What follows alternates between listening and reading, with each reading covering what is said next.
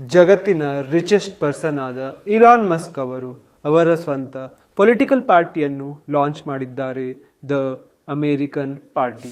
Elon Musk ಅವರು ಪೋಲನ್ನು create ಮಾಡಿದ್ದರು. ಅವರು ಹೊಸ ಪಾರ್ಟಿಯನ್ನು ಕ್ರಿಯೇಟ್ ಮಾಡಬೇಕಾ? ಇದಕ್ಕೆ 12 ಲಕ್ಷಕ್ಕಿಂತ ಹೆಚ್ಚು ಜನರು ವೋಟ್ ಮಾಡಿ 2/3 ಜನ ಅವರ ಫೇವರಲ್ಲಿ ವೋಟ್ ಮಾಡಿದ್ದಾರೆ ಹೊಸ ಪಾರ್ಟಿಯನ್ನು ಕ್ರಿಯೇಟ್ ಮಾಡಿ ಅಂತ. ಹಾಗೂ ಒಬ್ಬ ಯೂಸರ್ ಇಲಾನ್ ಹತ್ತಿರ ಕೇಳಿದಾಗ ನೀವು ಬಿಟ್ಕಾಯಿನ್ ಅನ್ನು ಎಕ್ಸೆಪ್ಟ್ ಮಾಡುತ್ತೀರಾ? ಅದಕ್ಕೆ ಅವರು ರಿಪ್ಲೈ ಮಾಡಿ ಹೇಳಿದರು, ಫಿಯಾಟ್ ಕರೆನ್ಸಿಗಳು ಹೋಪ್ಲೆಸ್. ಸೊ ಅದಕ್ಕೆ ಹೌದು, ಇಲಾನ್ ಮಸ್ಕ್ ಅವರು ಬಿಟ್ಕಾಯಿನ್ಗೆ ಹೊಸಬರಲ್ಲ. ಅವರ ಕಂಪ್ನಿ ಟೆಸ್ಲಾ 2021ನಲ್ಲಿ 10,000 ಕೋಟಿಗಿಂತ ಹೆಚ್ಚು ವರ್ತ್ ಆದ ಬಿಟ್ಕಾಯಿನ್ ಅನ್ನು ಅವರ ಟ್ರೆಜರಿಯಲ್ಲಿ ಹೋಲ್ಡ್ ಮಾಡಿದ್ದರು. ಕರೆಂಟ್ಲಿ ಅಮೆರಿಕದ ಪಾರ್ಟಿಯವರು ಬಿಟ್ಕಾಯಿನ್ ಅನ್ನು ಡೊನೇಷನ್ ಅಲ್ಲಿ ತೆಗೆಯಬಹುದು. ಎಫಿಸಿಯ ಅಡ್ವೈಸರಿಯ ಪ್ರಕಾರ ಸ್ಟೇಟ್ ಲಾಸ್ ಅನ್ನು ಕಂಪ್ಲೈ ಮಾಡುತ್ತಾ ಅವರು ಡೊನೇಷನ್ ಅನ್ನು ಎಕ್ಸೆಪ್ಟ್ ಮಾಡಬಹುದು.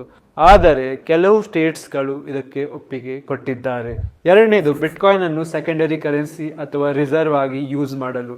ಇದಕ್ಕಾಗಿ ಅಮೆರಿಕದ ಕಾಂಗ್ರೆಸ್ ಅವರು ಬಿಟ್ಕಾಯಿನ್ ಬಿಲ್ ಅನ್ನು ಅಪ್ರೂವ್ ಮಾಡಬೇಕು ಹಾಗೂ ಡ್ಯೂಯಲ್ ಕರೆನ್ಸಿ ಸ್ಟೇಚರ್ ಅನ್ನು ಕೊಡಬೇಕು. ಇದಾಗಲು ಅವರಿಗೆ ಕಾನ್ಸ್ಟಿಟ್ಯೂಷನ್ ಹಾಗೂ ಲೆಜಿಸ್ಲೇಟಿವ್ ಚೇಂಜಸ್ ಬೇಕಾಗಿದೆ. ಸ್ಟೇ ಟ್ಯೂನ್ಡ್ ಆಗಿರಿ ಇದರ ಬಗ್ಗೆ ಲೇಟೆಸ್ಟ್ ಅಪ್ಡೇಟ್ಸ್ ಅನ್ನು ತಿಳಿಯಲು.